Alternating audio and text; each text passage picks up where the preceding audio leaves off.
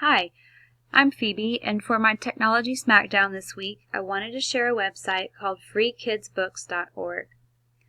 This website has free ebooks for kids. They are not leveled, however, they are put in categories such as toddlers, children, and young adults.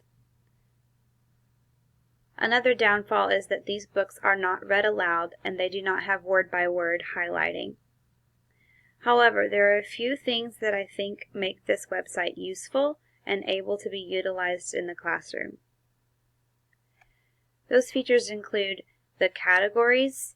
There are several different categories, including things like the alphabet, which includes books that you can use to help teach the alphabet in younger classes, bullying, counting, so it's cross-curricular. And one of the really cool things that I wanted to highlight in my presentation is the Dyslexic Font text. I do not know the research that was used to create these books. However, from my experience, they do look like they could be helpful, and I would like to try them with my dyslexic students. So I'm going to show you the book called Spread the Love so that you can see an example of the dyslexic text.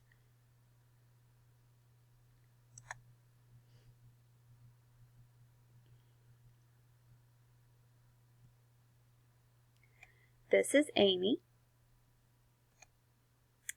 Amy loves to jump and to be with her friends. So I'm going to stop reading here and I'm going to go ahead and talk about how these words are separated by slashes and large spaces.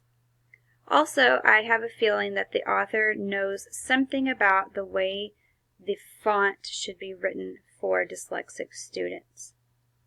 Perhaps their minds see this differently than mine does.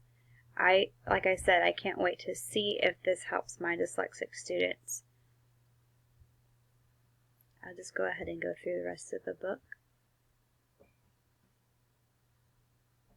I do find it interesting that this font is actually very closely related to the way that my dyslexic students write.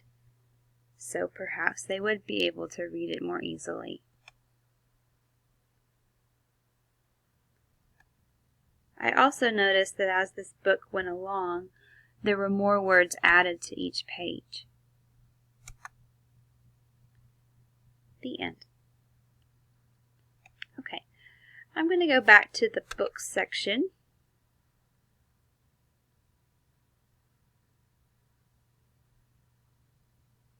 And I just wanted to go back over that. Again, there are no levels for these books. However, they are arranged by age groups.